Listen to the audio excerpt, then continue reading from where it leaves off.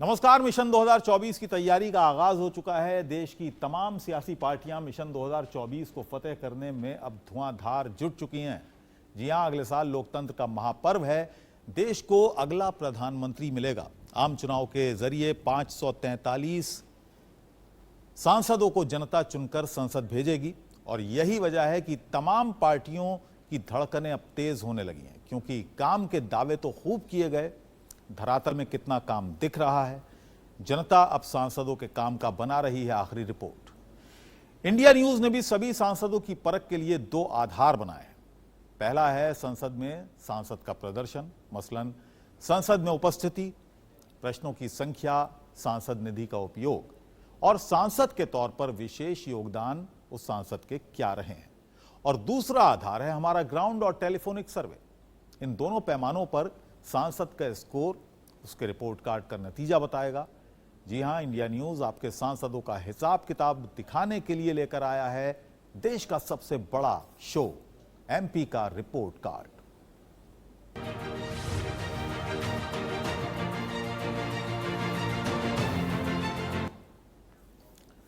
तो आज हम आपको दिखाने जा रहे हैं छत्तीसगढ़ के राजनांदगांव से बीजेपी सांसद संतोष पांडे का रिपोर्ट कार्ड।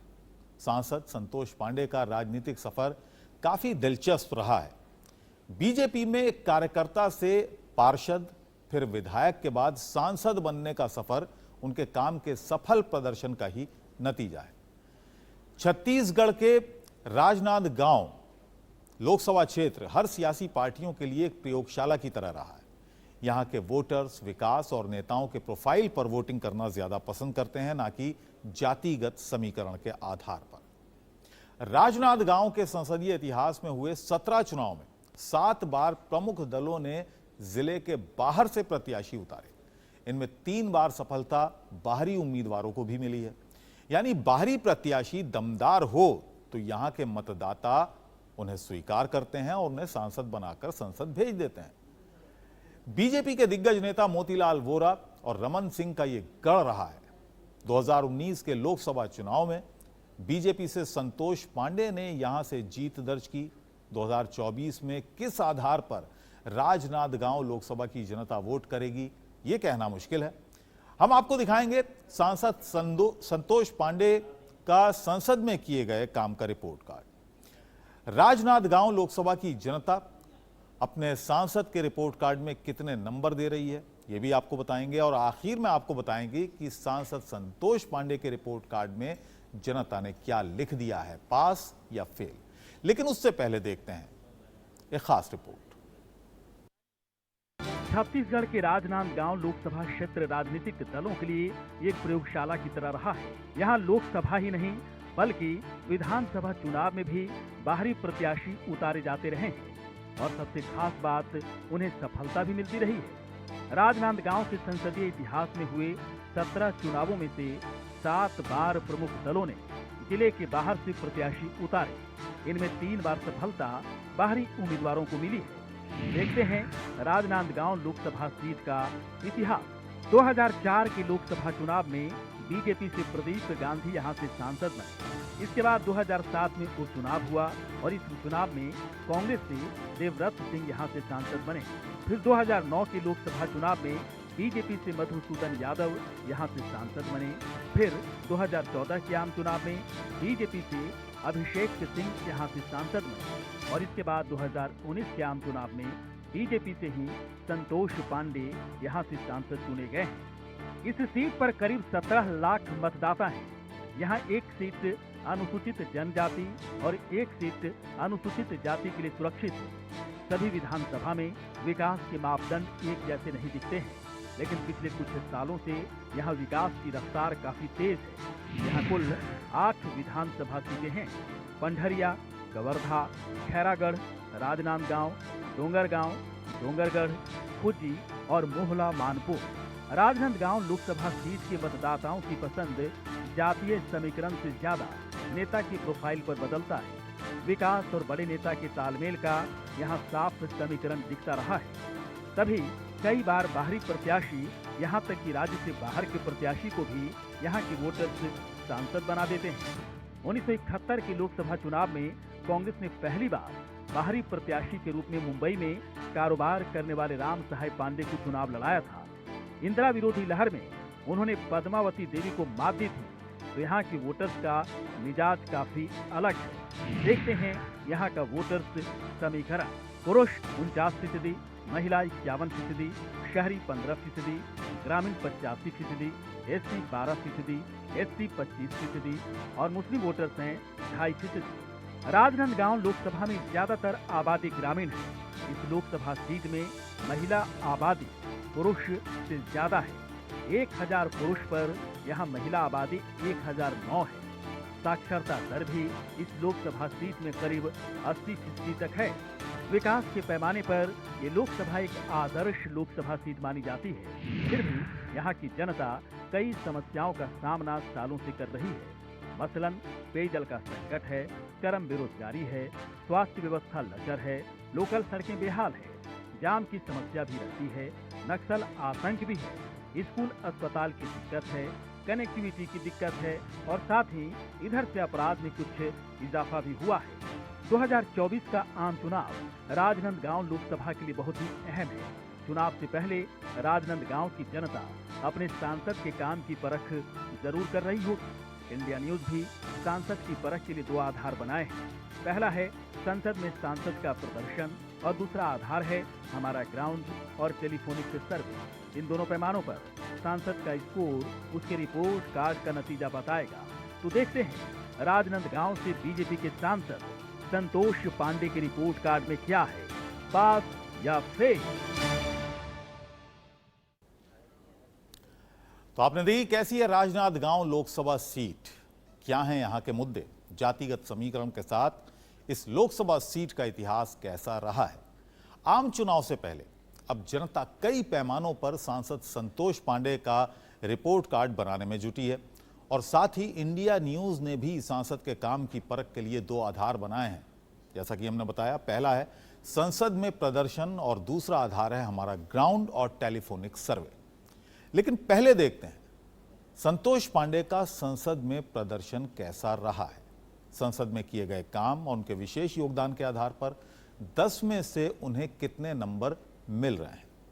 संसद में उपस्थिति की अगर बात करें तो संतोष पांडे तकरीबन 78% 78% उपस्थित रहे हैं, जो बेहतर है, बेहतर प्रदर्शन कहा जा सकता है। यानी 78% वो सदन में रहे हैं कार्रवाई के दौरान। सदन में राजनांदगांव और देश हित में सांसद संतोष पांडे क्या सदन में सवाल करते हैं, तो इस फ्रंट पर सांसद का प्रदर्शन बहुत ही औसत दिख रहा है। हम आपको बताएं कि 2019 के बाद, यानी 2019 से जब से वो चुने गए, उसके बाद संसद में संतोष पांडे ने सिर्फ 50% सवाल ही पूछे हैं।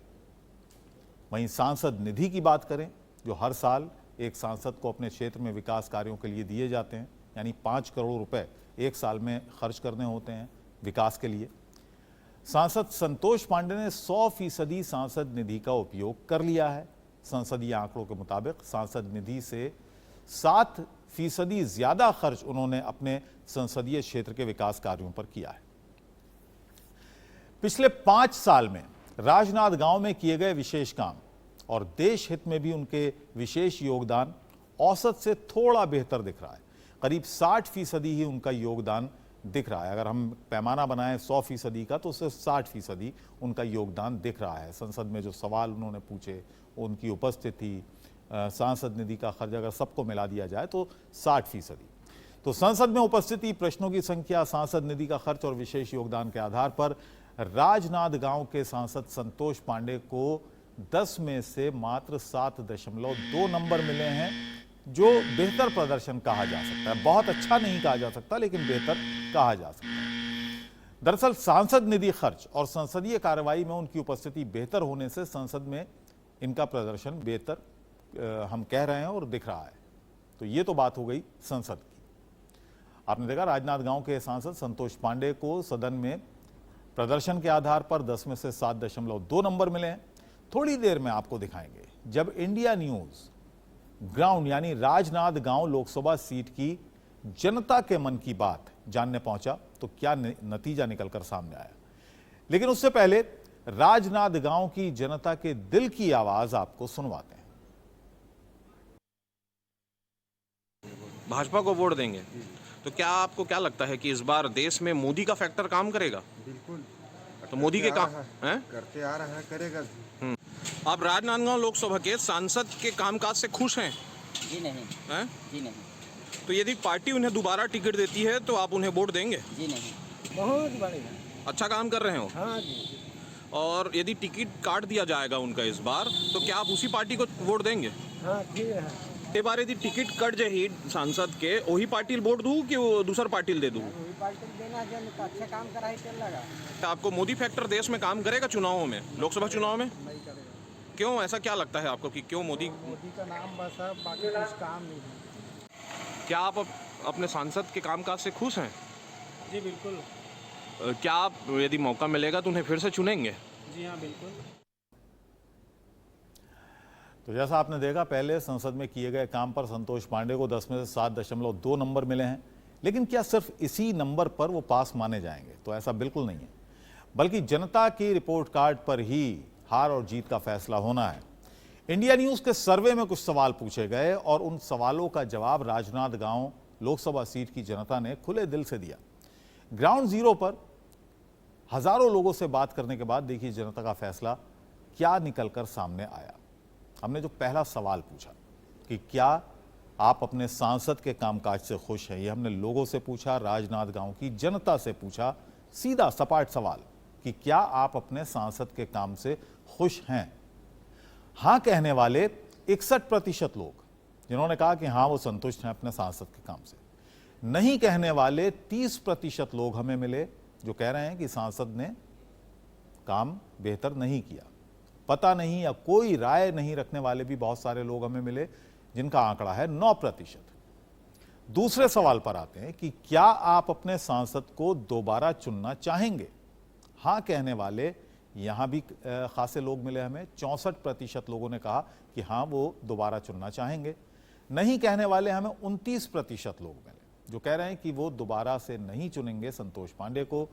पता नहीं कहने वाले 7% लोग थे, जो इस बारे में कोई राय नहीं रखते थे। तीसरा सवाल जो हमने पूछा कि अगर उम्मीदवार बदल दिया जाए तो क्या उसी पार्टी को वोट करेंगे? हां कहने वाले 71% लोग, 71% लोग, जिन्होंने कहा कि हां हम उस पार्टी को वोट करेंगे अगर उम्मीदवार बदल देती है पार्टी तो। नहीं कहने वाले 20% हमें मिले और पता नहीं या कोई राय नहीं रखने वाले 9% लोग। चौथा सवाल, 2024 लोकसभा चुनाव में आप किस आधार पर वोट करेंगे? यह हमारा चौथा सवाल था। मोदी फैक्टर कहने वाले कि मोदी फैक्टर के नाम पर वोट करेंगे, 48% लोग हमें मिले, जो कह रहे हैं कि वो मोदी फैक्टर के नाम पर वोट करेंगे। सांसद फैक्टर के नाम पर वोट करने वाले हमें 30% लोग मिले, और पार्टी फैक्टर पे, जिन्होंने कहा कि हम पार्टी देखेंगे पहले वोट करने से पहले, वैसे लोग हमें 20% मिले, और पता नहीं कहने वाले हमें 2% लोग मिले। पांचवा सवाल जो हमने पूछा, 2024 आम चुनाव में क्या मोदी फैक्टर काम करेगा? ये बहुत बड़ी तादाद हमें यहां पर लोगों की मिली, जिन्होंने कहा कि हां मोदी फैक्टर यहां काम करेगा, और वो आंकड़ा जाकर पहुंचता है 74% लोग, 74% लोग जो मिले, जो जिन्होंने कहा कि मोदी फैक्टर यहां काम करेगा। नहीं कहने वाले 20% और पता नहीं कहने वाले 6% लोग ऐसे थे जो कह रहे थे कि पता नहीं, उनको इस बारे में कोई जानकारी नहीं है। तो राजनांदगांव लोकसभा की जनता ने खुले दिल से हमारे सवालों का जवाब दिया। सांसद के कामकाज से राजनांद लोकसभा की जनता खुश है। यहां की जनता फिर से संतोष पांडे को प्रत्याशी के तौर पर देखना भी चाहती है। वहीं पार्टी के आधार पर वोटिंग करने के सवाल पर इस लोकसभा की जनता वोट करने की बात भी मान रही है। वैसे पार्टी कौन सी होगी, बीजेपी या कांग्रेस या कोई और पार्टी होगी, इस सवाल को यहां की जनता ने टाल दिया। वहीं सांसद फैक्टर से ज्यादा मोदी फैक्टर को राजनांदगांव लोकसभा की जनता अहम मान रही है इन सवालों के आधार पर, और साथ ही सांसद के क्षेत्र में विकास कार्यों के आधार पर राजनांदगांव लोकसभा की जनता सांसद संतोष पांडे को 10 में से दे रही है 6.7 नंबर, जो बेहतर से थोड़ा बेहतर है। मतलब साफ है, क्षेत्र में उनके काम से राजनांद गांव की जनता खुश तो है, लेकिन अभी भी उम्मीदों के साथ यहां की जनता सांसद से जुड़ी हुई है कि अगर सांसद दोबारा आते हैं तो कुछ बेहतर तरीके से और काम करेंगे। तो अब जानते हैं सांसद संतोष पांडे के रिपोर्ट कार्ड में आखिर क्या लिखा है, पास या फेल। संसद में किए गए काम जैसे सदन में उपस्थिति, प्रश्नों की संख्या, सांसद निधि का उपयोग और विशेष योगदान पर सांसद को 10 में से 7.2 नंबर मिले। वहीं राजनांद गांव लोकसभा की जनता ने जो सवाल हमने पूछे, इस आधार पर 10 में से 6.7 नंबर उन्हें मिले हैं। और दोनों कामों को अगर मिला दिया जाए तो सांसद संतोष पांडे जनता की उम्मीदों पर बिल्कुल खरे उतर रहे हैं। और यही वजह है कि यहां की जनता ने सांसद संतोष पांडे के रिपोर्ट कार्ड पर लिख दिया है पास।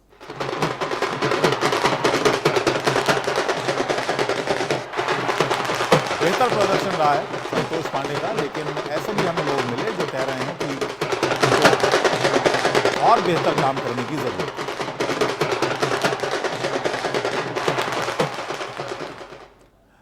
राजनांद गांव लोकसभा सीट में हजारों लोगों से बात करने पर यह आंकड़ा इंडिया न्यूज आप तक पहुंचा रहा है।